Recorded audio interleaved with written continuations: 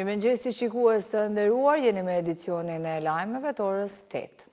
Presidentja Vjosa Osmani i pret sot në takim kryetarët e partive politike, të cilët tashmë e kanë konfirmuar pjesëmarrjen.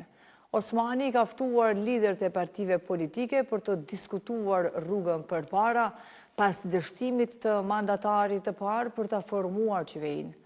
Ndërkohë, presidentja është shprehur se do të japë zgjidhje buxhetit përpara shpalljes së zgjedhjeve të parakohshme nëse partitë nuk e propozojnë mandatarin e ri ose nëse mandatari dështon ta krijojë pushtetin.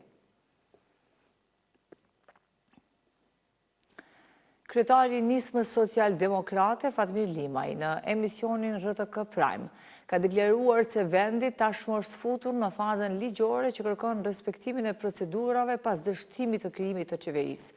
Duke folur për negociatat me kryeministrin në detyrë Albin Kurti rreth partneritetit të mundshëm, Limaj theksoi se qëndrimi i tij ka qenë që mos të marrë pjesë në qeverisje, por të ketë vetë partneritet në kuvend.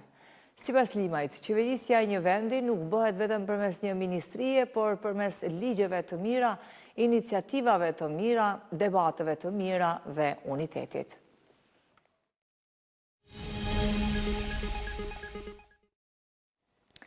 Kryeministri në detyrë Albin Kurti në kuadër të forumit të paqes që u mbajt në Paris e pasqyroi Kosovën si histori të dy fish suksesi, duke përmendur ndërhyrjen ushtarake dhe humanitare të NATO-s që ndali gjenocidin e Serbisë dhe një shtet ku, siç tha ai, zhvillimi dhe demokracia ecin krah për krah. Kurti foli edhe mbi forcimin e shtetësisë së Kosovës edhe ndërkombëtarisht, si dhe aspiratat e vendit për integrim në Bashkimin Evropian dhe në NATO. Ministri në detyrë i mbrojtjes Eyüp Maqedonci në një intervistë në RTK ka folur për zhvillimet aktuale të sigurisë në nivel global dhe ndikimin e tyre në rajonin e Ballkanit Perëndimor. Duke folur për zhvillimin e kapaciteteve të mbrojtjes së Kosovës, Maqedonci thanë se shtimi i kapaciteteve me dron luftarak është rezultati i analizave strategjike për përshtatje me ndryshimet teknologjike globale. Kosova po ndërton kapacitete moderne për të përballur me sfidat e sigurisë. Shtimi i dronave luftarak është pjesë e kësaj strategjie, ka thënë Maqedonci.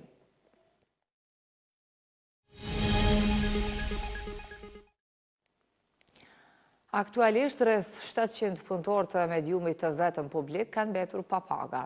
Sindikata punëtorëve të RTK-s ka paralajmëruar masa sindikale dhe protesta nëse situata nuk zgjidhet urgjentisht. Ndërkohë që gjendja financiare e RTK-s ishte çështje diskutimi në takimin e kryesisë së kuvendit. Sot mbahet seancë ndaj deputetëve Xhelal Sfeqla, Sali Zyba dhe Fitore Pacolli për hedhjen e gazit lotësjellës në kuvend në vitin 2018. Sipas aktakuzës së ngritur nga Prokuroria Themelore e Prishtinës me datën 29 korrekt të vitit 2019, të pandehurit akuzohen se gjatë seancës plenare të asaj dite kanë aktivizuar disa bombola me gaz lotësjellës brenda sallës plenare, duke ndërprerë punimet e kuvendit dhe detyruar kështu deputetët të largohen. Të nderuar shikues, kaq për këtë edicion të lajmeve, bashkë takohemi në edicionin e orës 9. Ne ju falenderojmë për vëmendje, miru pafshim.